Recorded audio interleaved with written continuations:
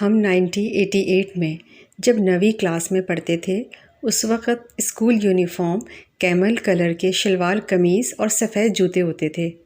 Head master صاحب uniform کے معاملے میں بہت سختی سے پیش آتے تھے، اس لیے تمام طلبہ یونیفارم پہن کر آتے تھے سوائے 2-1 کے جو غریب ہوتے تھے۔ ایک دن صبح کی اسمبلی کے دوران میٹرک کے طالب علم بیکھو مل بغیر یونیفارم کے اسمبلی کے قطار میں کھڑا تھا۔ جیسے ہی ہیڈ ماسٹر کی نظر اس پر پڑی، بہت ہی غصے میں بیکھو مل کو کالر سے پکڑ کر باہر لے کر آیا۔ ہیڈ ماسٹر کا غصہ دیکھتے ہوئے بیکھو مل نے زور زور سے کہنے لگا، سائیں میری بات سنیں، میری بات سنیں۔ میرا باپ باسو مل غریب آدمی ہے، وہ مجھے کہاں سے یونیفارم اور جوتے لے کر دے سکتا ہے؟ مجھے آپ مارے نہیں، میں کل سے اسکول نہیں آؤں گا۔ ہیڈ ماسٹر استاد غلام حیدر کھوکھر نے اسے چھوڑ دیا اور اسٹیج پر چڑھ کر تمام طلبہ سے مخاطب ہوئے کہا کہ اسمبلی کے بعد بیکھو مل ایک کلاس میں آئے گا۔ آج اس کو آپ جو خرچی ملی ہے وہ آپ بیکھو مل کو دے دینا تاکہ وہ یونیفارم خرید سکے۔ مجھے حسب معمول 8 آنے جیب خرچ ملتا تھا، سوچا آج کے دن سموسہ نہیں کھاؤں گا، وہ میں بیکھو مل کو دے دوں گا۔ کلاس میں ابھی بیٹھے ہی تھے کہ کلاس کے ٹیچر استاد فقیر محمد حیات کلاس میں آ گئے۔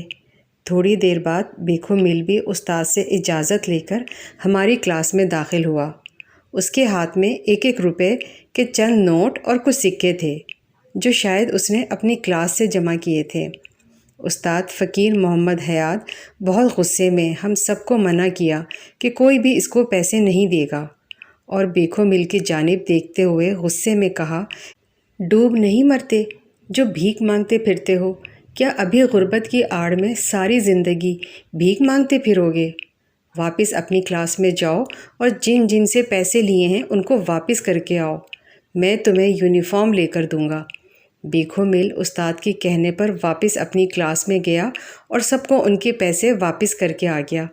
استاد فقیر محمد حیات نے پوچھا کہ شام کے وقت کون سا کام کر سکتے ہو؟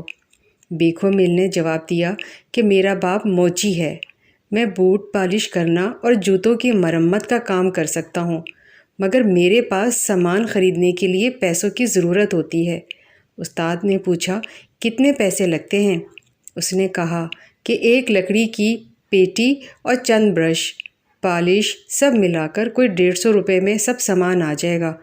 استاد نے اپنی جیب میں ہاتھ ڈالا اور 150 روپے گن کر دیے اور کہا، یہ ادھار ہے، تم مجھے روز کے حساب سے ہر ہفتے 7 روپے واپس کرنا۔ اس کے بعد مجھ سے کاپی مانگی اور اس کے 3 کورے صفحات پھاڑ کر نکال لیے اور ان پر کچھ لکھنے لگے۔ تینوں چٹھیاں بیکھو مل کو دیتے ہوئے کہا، ایک چٹھی رشید پنجابی کو دینا، وہ تمہیں کپڑا دے گا اور تمہیں 1 روپے روزانہ کے حساب سے اس کا قرض واپس کرنا ہے۔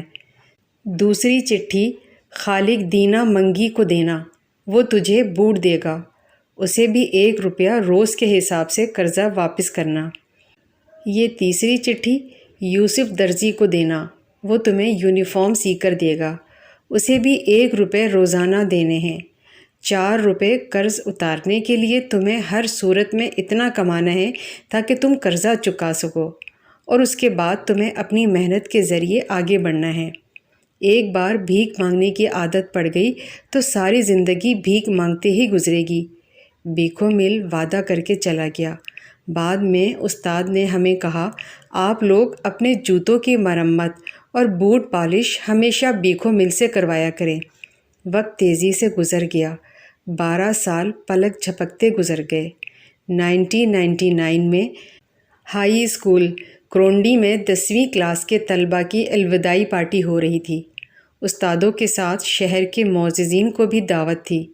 تقریر کرنے کے لیے شہر کے ایک بڑی فلور مل کے معزز جنرل مینیجر بیکھو مل کو دعوت دی گئی۔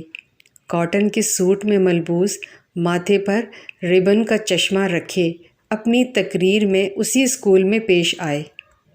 1988 کا قصہ سناتے ہوئے زارو قطار روتے ہوئے اسٹیج پر بیٹھے اپنے استاد فقیر محمد حیات کے پیروں کو چھوتے ہوئے بتایا کہ کس طرح ایک کامل استاد نے مجھے بھیک مانگنے سے بچایا اور محنت کا سبق دیا۔